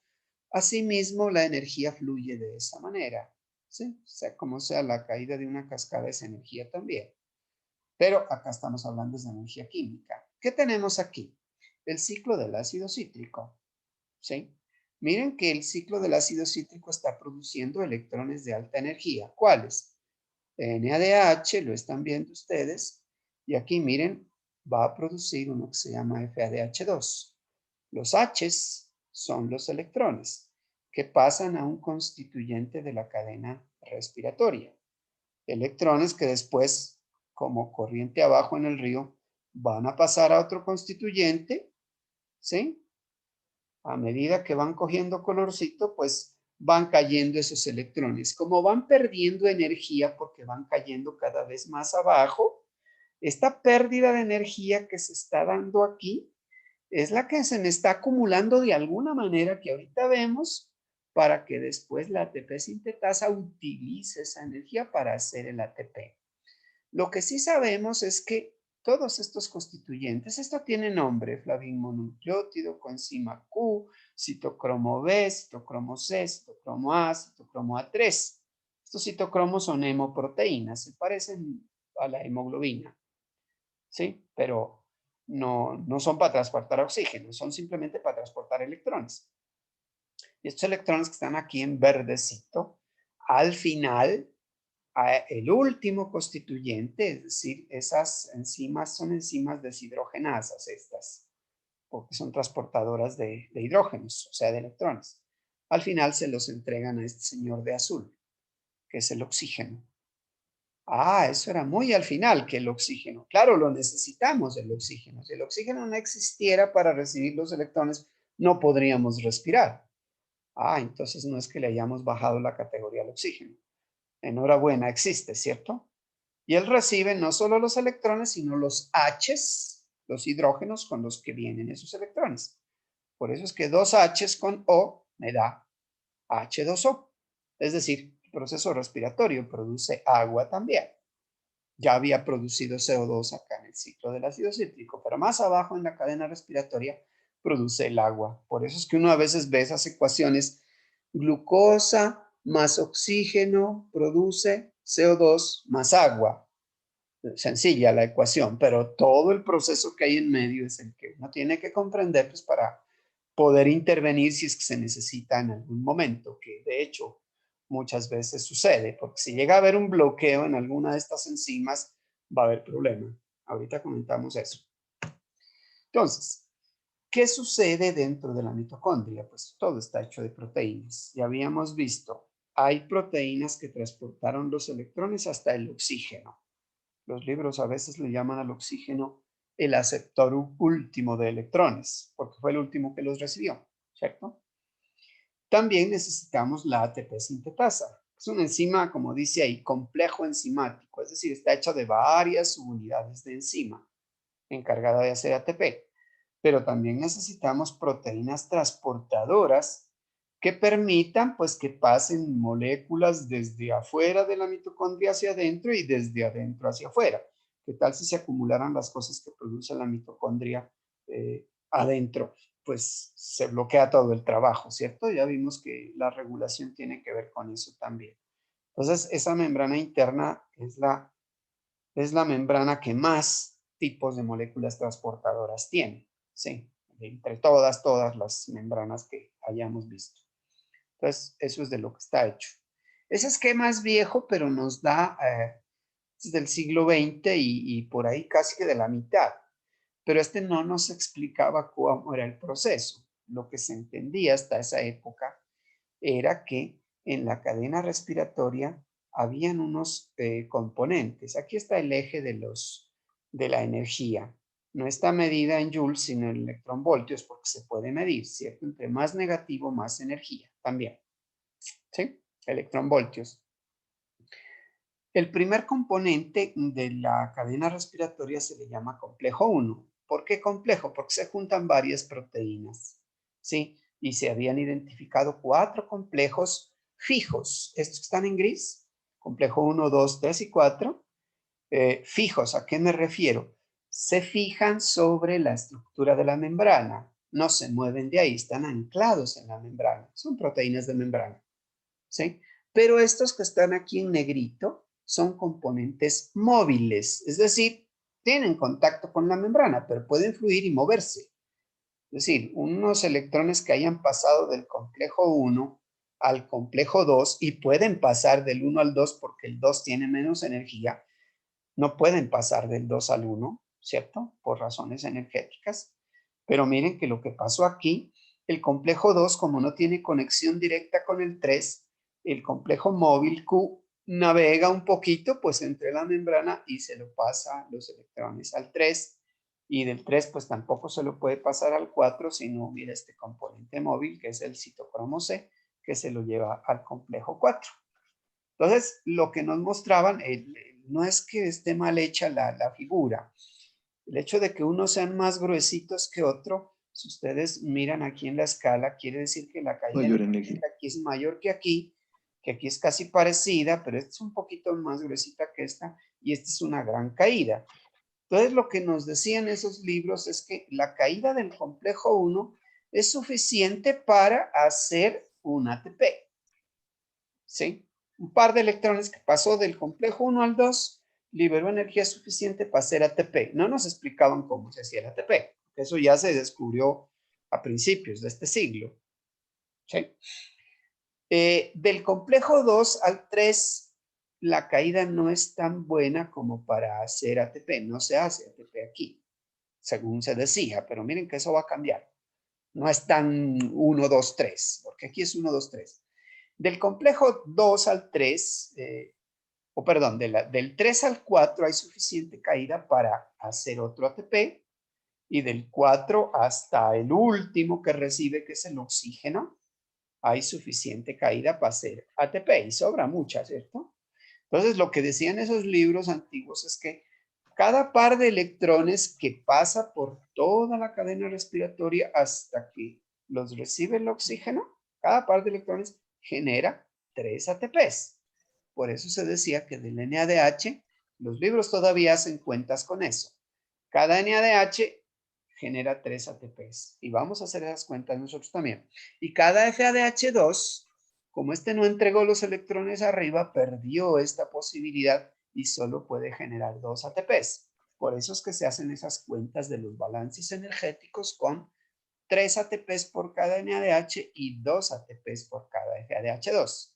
Pero como les digo, el proceso fue un poquito pues, más completo que esto, que es lo que queremos mirar ahora. Bueno, la idea es, dejemos la hipótesis de Mitchell aquí, de cómo se hizo, porque la tenemos en un gráfico más.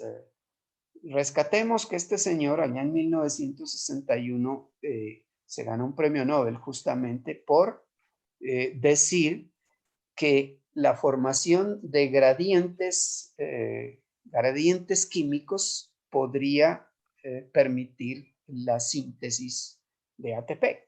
¿Sí? Esto sirvió tanto para la fotosíntesis como para la respiración. Entonces, aquí vamos a ver trabajando eso que dijo Mitchell más acá. Tenemos membrana mitocondrial externa, membrana mitocondrial interna, espacio entre las membranas o espacio intermembranar, como quieran llamarlo. ¿Sí? Para ubicarnos, ubiquemos todas las cosas aquí. Aquí están ubicados justamente los 4 complejos. Complejo 1, complejo 2, complejo 3, complejo 4. Tienen esas figuritas así, pero son, el hecho de que se llamen complejos indican que están hechos de varias proteínas a su vez. ¿Sí? Y bueno, ¿qué está sucediendo aquí?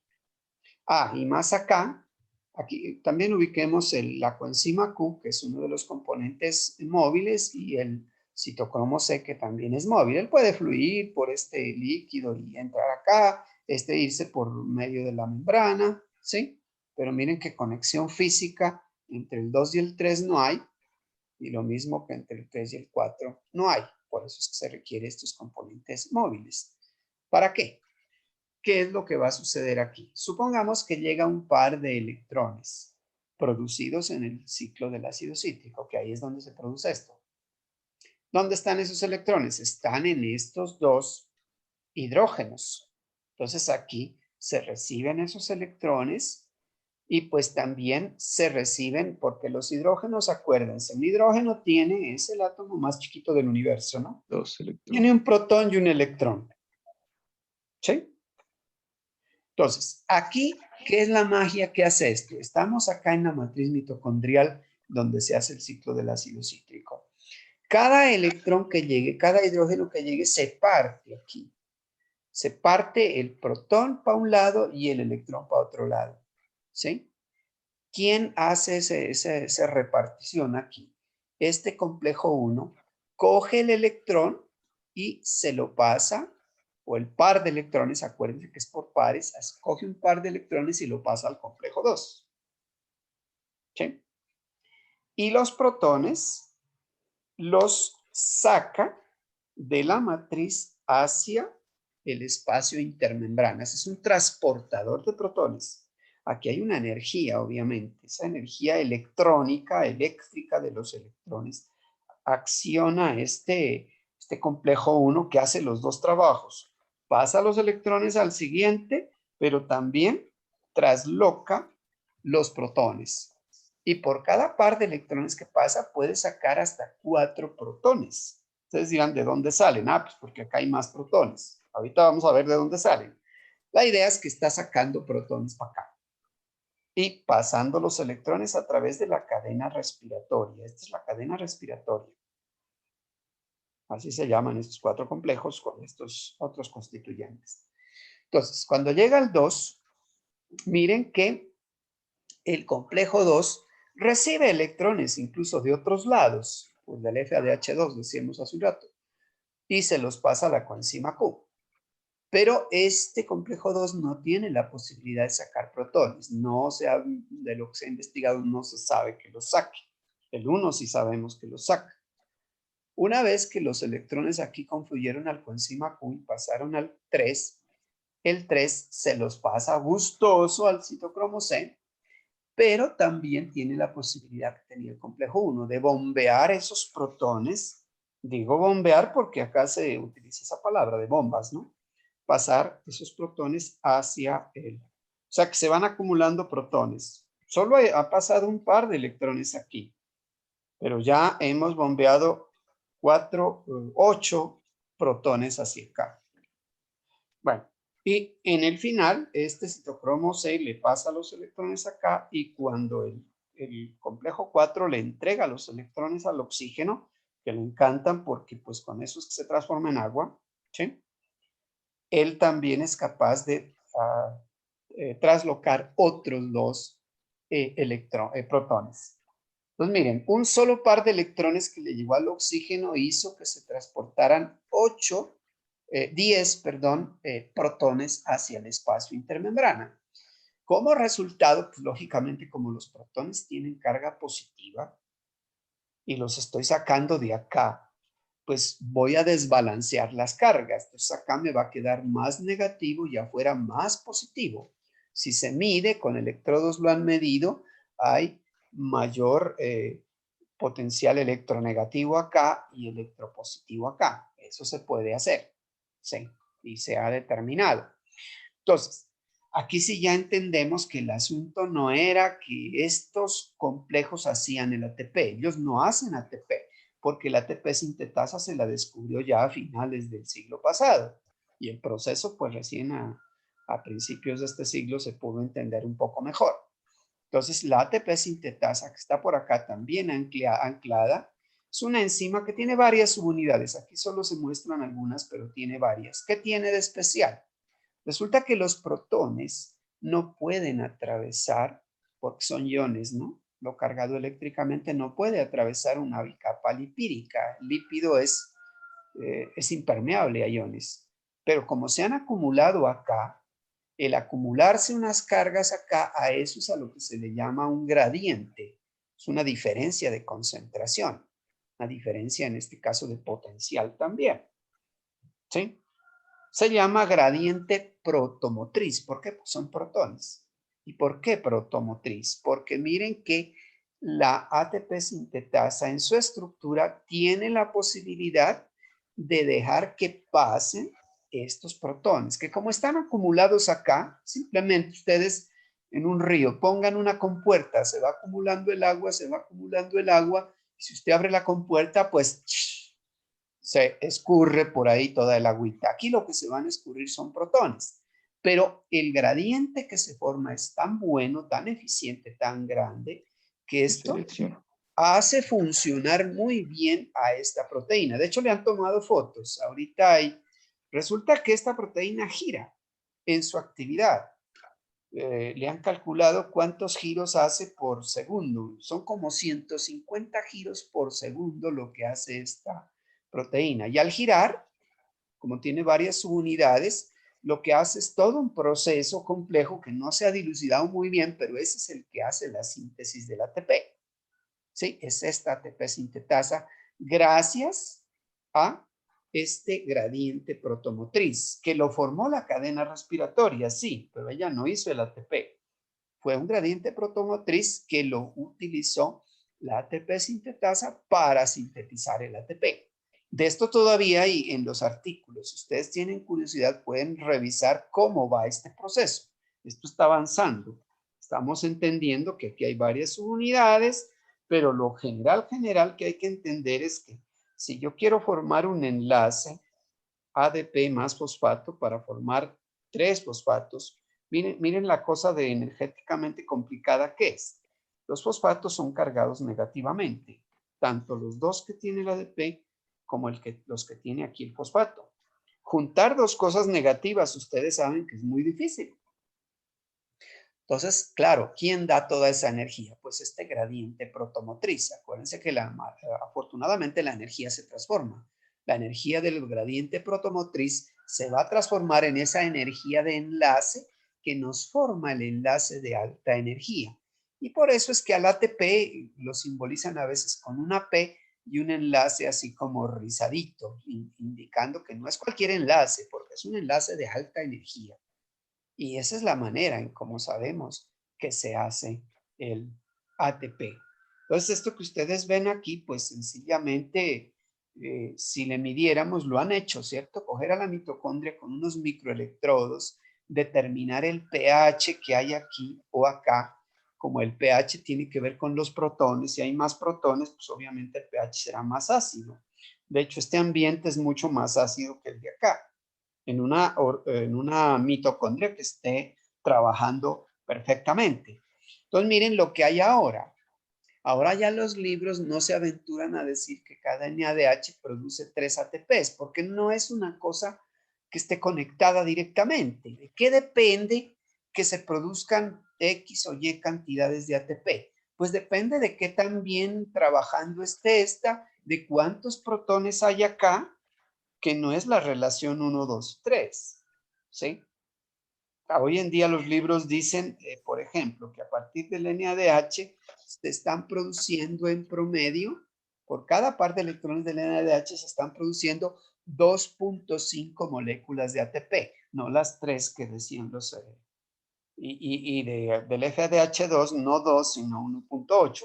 Pero para efectos de cálculos redondeamos a 3 y a 2 cuando nos toque, ¿cierto? Pero es ya porque conocemos cuál es el proceso.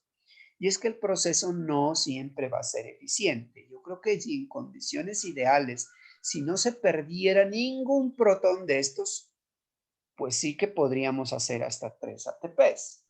Pero resulta que las membranas mitocondriales son cosas materiales y están hechas de materiales delicados, lípidos. Los lípidos se oxidan muy fácilmente. ¿Sí? Lípidos oxidados indican que las membranas oxidadas también no sean muy eficientes. Pueden colarse algunos protones por otro lado, entonces no podríamos utilizar todo. Otros no podrían entrar. Es decir, depende de la integridad de la membrana. Pero aún estando íntegra la membrana, no podemos, por leyes termodinámicas, ya sabemos, no podemos, digamos, aspirar a 3 ATPs completos, pero pues los cálculos se siguen haciendo así. En algún momento creo que vamos a quedar con 2.5 y con 1.5 para el FADH2, pero pues tocaría cambiar casi todos los libros de bioquímica, pero en eso andamos, ¿no? Bien, entonces eso es como lo que nos explicaron. Y bueno, ¿y qué es lo de la teoría quimiosmótica de Mitchell? Pues eso era lo que él decía, que gradientes electroquímicos o protoquímicos, en este caso, podían accionar el funcionamiento de enzimas para hacer síntesis química. Miren que eso lo descubrió por allá en los años 60, él propuso esa hipótesis. Después, ya cerca del unos 20 años después le dieron el premio Nobel, eso sí, pero gracias a esos conocimientos es que logramos entender cómo era el funcionamiento. Ahí tienen ustedes una imagen que nos la tratan de presentar cómo es la ATP sintetasa.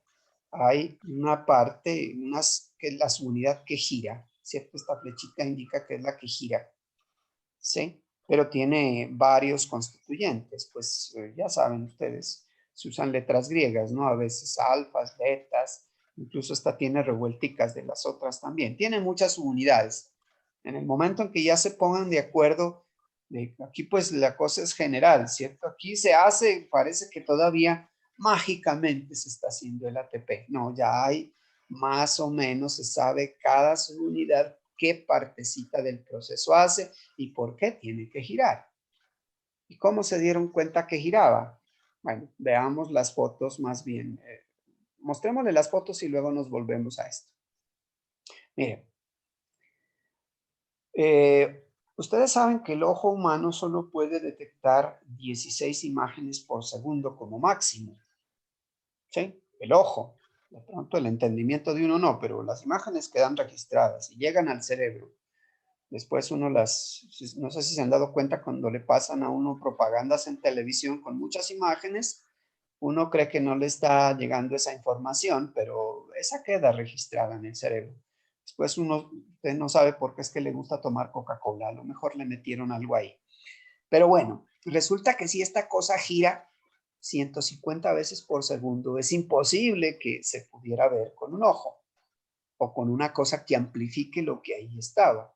Entonces, pues, ustedes saben, el humano ha diseñado cámaras fotográficas ultra rápidas y entonces lo que se puede ver es que toma, digamos, en una décima de segundo y miren de pronto en una décima de segundo todas las orientaciones que va tomando la ATP sintetasa, el destello que están viendo ahí, porque es que no es que se pueda ver la proteína. Sí, de hecho hay cuadros mucho más extensos sobre esto. Entonces de ahí fue que encontraron que eso giraba de una manera bastante rápida. Bueno, ahora sí, vamos completando, porque este pues es uno de los procesos en los que confluyeron muchos. Membrana interna solamente, no hemos puesto la externa. Ya sabemos que los protones están acá colándose a través de la ATP sintetasa, ¿cierto? Aquí están los protones que los produjeron aquí los complejos 1, 3 y 4 de la cadena respiratoria y están entrando por acá para hacer el ATP. Pero los electrones salían del ciclo del ácido cítrico en forma de NADH o en forma de FADH2. Sí, porque vamos a ver que cuando entra una acetilcoenzima, eso lo veremos en la próxima, lo vamos a recordar, vamos a producir 3 NADHs y un FADH2. Es decir, producimos 4 pares de electrones que se entregan, pues los 3 del NADH al complejo 1, pero los del FADH2 vienen desde el complejo 2. ¿Sí? Por eso se pierde una posibilidad de sacar protones y pues alimentar ese gradiente protomotriz. Ahora sí, ese acetilcoenzima decimos que viene de carbohidratos, grasas o proteínas, ¿cierto? De dónde venga, no interesa, la mitocondria no va a preguntar, entonces que tengamos acetilcoenzima. Ahora sí, otra situación que uno se puede imaginar.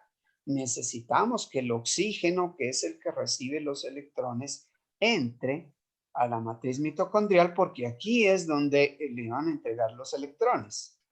Ah, bueno, afortunadamente, miren las cosas maravillosas de la naturaleza, ¿cierto? Las bicapas lipídicas, al ser no polares, solo permiten el paso de cosas pequeñas y no polares. El oxígeno justamente es así, pequeño y no polar. Él fluye tranquilamente, además es chiquitico. ¿Sí? Igual, el CO2 cuando se produce acá, porque él se produce acá, él también fluye. ¿Y por qué tiene que fluir? Por simple difusión. Ustedes saben que la difusión hace que las cosas pasen de donde están en mayor concentración a donde están en menor concentración. Es lógico que si esta mitocondria está produciendo mucho CO2, tiende a salir porque se produce mucho acá. Y el oxígeno tiende a entrar porque aquí se está gastando, se está produciendo esa agua. Entonces siempre tenderá a entrar. Entonces esto es más automático que lo que requiere enzimas. Pero miren cómo trabajan procesos, como les digo, casi automáticos con otros que pues también son automáticos, pero son más sofisticados porque requieren la participación de enzimas. ¿Qué otra cosa podría haber? Obviamente que el ATP no es para que se acumule acá. ¿Sí? La mitocondria no se lo gasta. Tiene un transportador de ATP. El ATP sí no puede salir. Es una cosa mucho más grande que el oxígeno y además es cargadísima. Tiene muchas cargas negativas, entonces no sale. Necesita un transportador. Eso es lo que se simboliza aquí. Y también tiene que haber, aquí falta pues transportadores de ADP que lo dejen entrar. Porque ustedes dirán, si me estoy sacando el ATP, que venía del ADP, se va a agotar en algún momento el ADP. Ah, no, hay transportadores. Acuérdense lo que les decía, esta membrana interna es muy rica en todo tipo de transportadores. Ese fue el precio que tocó pagar, pues cuando la célula que se tragó a esta mitocondria se la sacó a vivir, como decimos pues en el lenguaje coloquial. Aquí hay un detallito que lo veremos en la próxima. Miren que apareció el GTP. Sí, por aquí electrones para hacer ATP. Dentro del mismo ciclo, por aparte, se produce otra molécula moneda energética, que es el GTP, pero hay una enzima que lo transforma esta energía del GTP en ATP para sacar ATP. Entonces, pues, se hacen cuentas con ATPs. La próxima clase hacemos cuenticas de esas. La idea es que Si nosotros hiciéramos esta reacción en un aparato del laboratorio que se llama calorímetro y miráramos si le entregáramos los electrones del NADH directo al oxígeno, ¿sí? Y midiéramos la energía que se produce, esto produciría 52 kilocalorías por mol, ¿cierto? Esto, bueno, hace un rato vimos unas diapositivas con kilojoules, que hay un equivalente, lo que pasa es que se usan a veces las calorías también. Una caloría vale 4.18 joules. Entonces, estas 5 menos 52 kilocalorías, si las quiero en kilojoules, pues las multiplico por 4,18 y me da más de 200. La idea es que aquí se hicieron los cálculos en kilocalorías. Entonces, esto es lo que tiene esa energía. Pero miren que si, la cantidad de energía que o la cantidad de ATP que teóricamente se podría producir, ¿cierto? Porque la hidrólisis del ATP es de 7.3 kilocalorías, ¿sí? Para hacer ADP más fosfato ATP necesito 7.3. Como estoy produciendo 52, pues hago una simple división y tengo como para 7 ATPs por cada NADH. Eso es lo teórico.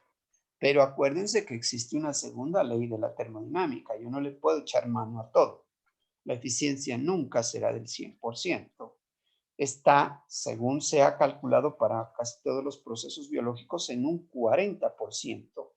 Por eso es que 40% de 7 es aproximadamente 3. Si ustedes sacan 40% de 7 es menos de 3. ¿Sí? Pero es aproximadamente 3. Y aquí dice bajo condiciones óptimas. Eso quiere decir que las membranas de mis mitocondrias deben estar con buena integridad. Pero si el animalito o yo, que soy más complicado en eso, consumo cosas muy oxidativas, muy oxidantes, porque a nosotros nos gusta consumir comidas con edulcorantes, ¿qué es? Con estabilizantes, con saborizantes, con aromatizantes, todas sustancias sintéticas que ponen a la maquinaria oxidativa nuestra a funcionar más y eso nos oxida y nos deteriora nuestras membranas. Y eso pues tiene una relación directa, pues como esta es una membrana, en justamente ese trabajo para producción de ATP. Entonces, condiciones óptimas con buena dieta, quizás un animalito bien alimentado, pero a veces, sobre todo los que tienen mascotas, les suelen dar comida humana que es cargada de todo este tipo de xenobióticos, así es como se llaman esas sustancias extrañas, xenobióticos, pues es un trabajo extra y algo que pues deteriora más. De pronto el humano es como más resistente, si se han dado cuenta ustedes, porque duramos más, ¿no? Que muchos de los animales, excepto pues las grullas y algunos pájaros y algunas tortugas, pero la idea es que para los animalitos, pues es mejor darles comidita natural, no tipo supermercado. A veces yo que tengo estudiantes de medicina veterinaria y ellos trabajan con mascotas, pues les suelo recomendar que, porque ellos dicen, no, es que el animalito hay concentrado con sabor a pescado, con sabor a no sé qué cosa, con sabores y con colores.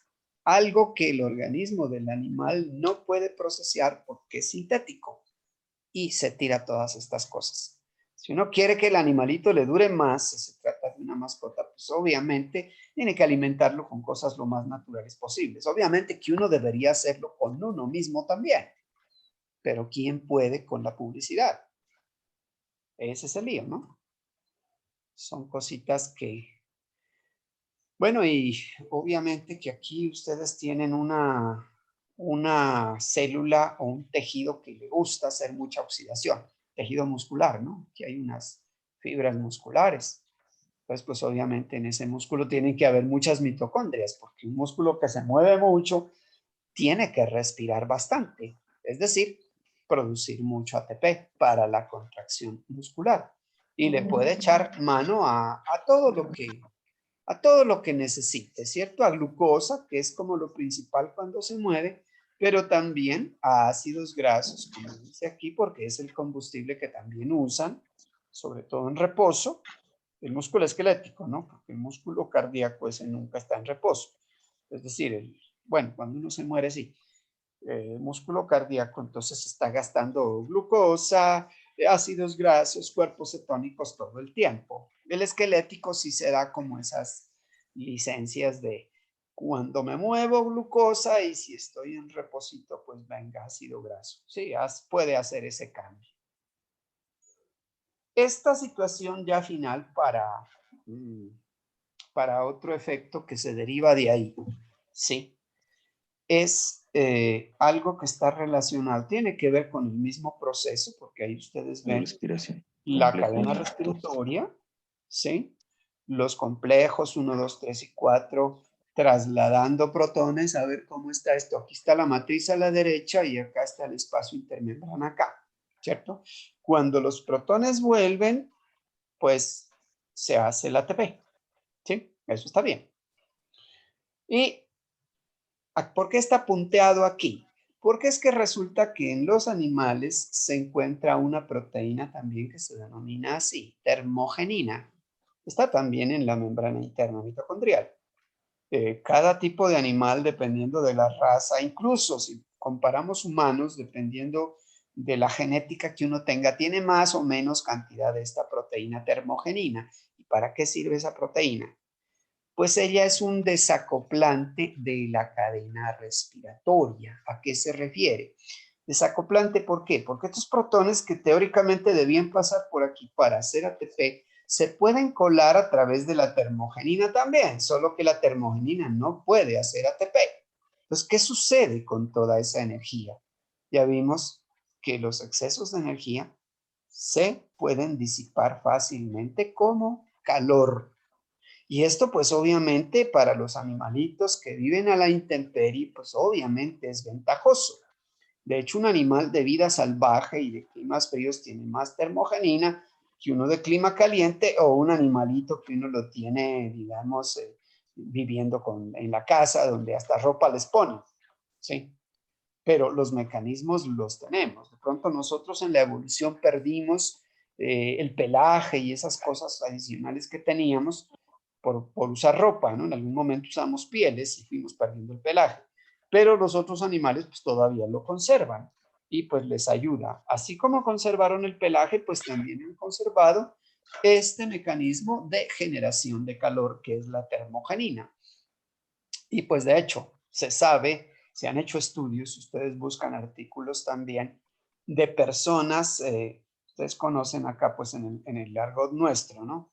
Nosotros conocemos que hay personas que son friolentas y personas que no lo son, ¿sí? Gente que le hace frío y gente que no. Y pues claro, han analizado ese tipo de personas y depende pues de la cantidad de termogenina que tienen. A mayor termogenina tienen más posibilidades de generar calor corporal, ¿sí?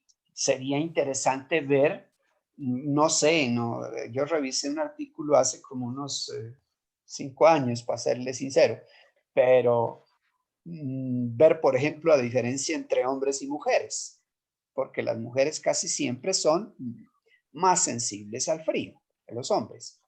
¿Sí? Puede que sea por esto, pero puede que sea por otros motivos también, incluido este.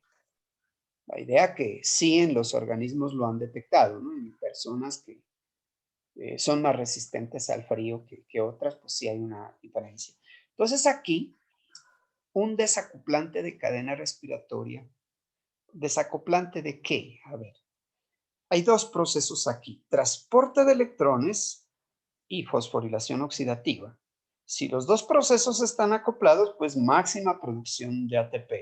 Si están desacoplados, se produce menos ATP, pero se produce calor, porque hay termogenina, variable dependiendo de la especie animal, ¿sí? Pero también existen sustancias químicas que son desacoplantes de esos procesos. Se han analizado en el laboratorio, por lo general son venenos. Si uno ingiere una cosa desacoplante de estos procesos, pues Por ejemplo, el dinitrofenol, nosotros lo usamos mucho en experimentos para ver el proceso respiratorio en laboratorio con levaduritas que respiran.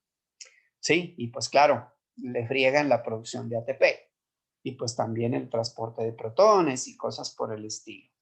Sí, de hecho, hay inhibidores también de cadena respiratoria. Por ejemplo, el cianuro, ¿sí? Se une a este complejo, tal al revés aquí, al 4, e impiden que entregue los electrones al oxígeno, y por eso el cianuro es mortal. Lo mismo el monóxido de carbono, me inhibe. Como todas estas eran citocromos, todos los citocromos funcionan parecido a la hemoglobina y mioglobina. Se les meten esas sustancias ahí en el sitio activo de la enzima y se frena el paso de electrones. Si no hay paso de electrones, pues tampoco pasan los protones, no hay ATP. Y la idea, el dato aquí es que la cantidad de ATP que nosotros tenemos en cada momento, que cada una de nuestras células tiene, es suficiente para unos 2 segundos. Eso implica que hay que estarlo haciendo todo el tiempo. Hay un par de segunditos adicionales si uno tiene algo de fosfato de creatina, que a veces le presta fosfatos, pero en condiciones pero miren, que son poquitos segundos. Eso implica que nosotros tenemos que tener tanqueado casi siempre de ATP. Y de hecho, pues los que han hecho los cálculos dicen que nuestro ATP tiene que estar al 95%. Si se baja al 94%, ya estamos como queriéndonos desmayar. Siempre tenemos trabajando pues a estas mitocondrias y a los procesos que producen ATP para mantenernos por arriba del 95%. Si llega al 90%, seguro ya estamos casi en camino a la morgue. Entonces, pues estos procesos siempre tienen que estar andando y vieron que son rápidos, ¿cierto? Hasta la misma enzima que la fotografiaron, la vieron que lo hace de manera bastante, pero bastante rápida. Bueno, inquietudes, jóvenes. Hasta ahí nos alcanza por hoy. Una preguntita, a veces cuando hace uno mucho deporte, ¿no? Y eso se ve pues en los deportistas de alto rendimiento que se los maneja pues, tan tecnológicamente, entre comillas, y bioquímicamente para evitar acumulaciones del ácido láctico. Ese es como que el efecto más grande que pasa, ¿no? Entonces, ahí es porque cuando se hace mucho ejercicio, entonces existen unos procesos de catabolismo. Ese ácido láctico es el que se acumula a nivel de músculo. O sea, ¿qué es lo que pasa bioquímicamente ahí? No tanto el ácido láctico. El ácido láctico, fisiológicamente, por ser un ácido, ya ha soltado el protón. ¿Sí? Ujú. Queda el lactato y ese lactato sale a la sangre y el hígado lo va a reciclar. O sea, el lactato no es el problema, es el protón. Eso produce una acidosis y las acidosis generan casi siempre procesos inflamatorios y todo proceso inflamatorio al final termina llamando la atención del sistema inmunológico para que ataque a esas células. Es decir, hay deterioro celular. Sí, de hecho, el mismo funcionamiento membranoso se deteriora en estas células, bien sea en los músculos o en cualquier lado donde haya acumulación de ácido, sea cual sea la fuente, solo que en el caso del músculo es pues principalmente a partir de ácido láctico, ¿cierto? Porque es lo que más se produce. Pero hay circunstancias en las cuales, por ejemplo, si se detiene el corazón, a veces pasa, ¿no? Un paro cardíaco, y uno sabe que esa cosa es mortal, ¿cierto? Hay que reanimar al individuo rapidito, cuestión de poquitos minutos, un par de minutos y no más. ¿Qué sucede cuando no hay, se detiene el bombeo? Pues que no está llegando suficiente oxígeno a los tejidos del mismo corazón incluso, pero sensibles, pues más que todo son corazón y cerebro, ¿no? Pero en ese caso, ¿qué sucede si no hay oxígeno para que reciba los electrones para producir el ATP? Sí, esa sería la gran pregunta. Entonces, pues existen vías metabólicas, por ejemplo, la glucólisis, que se puede hacer de manera anaeróbica, sin oxígeno. Pero El precio que se paga es que se produce mucho ácido láctico, se acumula y eso produce ese exceso de protones que genera todos esos otros mecanismos. Pero eso es algo que para algunos órganos es insostenible. Para el músculo cardíaco que tiene que estar moviéndose todo el tiempo, o para las células nerviosas, esa vaina es mortal en cuestión de segundos. Por eso que la gente se muere cuando se le detiene el corazón en cuestión de pocos minutos, ¿no? Y por ejemplo, cuando en el proceso de la cadena de la respiración, cuando se aumenta la presión, es decir, cuando se va a una altura mayor, ¿qué efecto es lo que sucede? O Bueno, sea, evidentemente que hay varias cosas. Eso tiene que ver con la hemoglobina mismo también. Si uno va a un sitio más alto, pues la es presión un barómetro. es menor y eso indica que también la cantidad de oxígeno va a ser menor. Por ejemplo, calculemos esto nomás. 760 milímetros de mercurio es la presión atmosférica en Tumaco. Sí, Pasto ya está a 560, es decir, son 200 milímetros menos de presión. Y como hay un 20% de oxígeno más o menos en la atmósfera, pues hay proporcionalmente una cantidad menor de oxígeno. Entonces, no hay suficiente oxígeno. Entonces, el organismo que está acostumbrado a buen oxígeno para su funcionamiento energético no le da, si va de un día para otro, es decir, si coge un atleta tumaqueño y lo lleva a jugarse un partido de fútbol a Pasto, y si él no ha estado por lo menos unos 2 o 3 semanas adaptándose, pues no va a poder rendir. ¿Sí? Entonces hay afortunadamente existen unos mecanismos de adaptación. ¿Qué hace el señor de Tumaco que lo llevan a Pasto?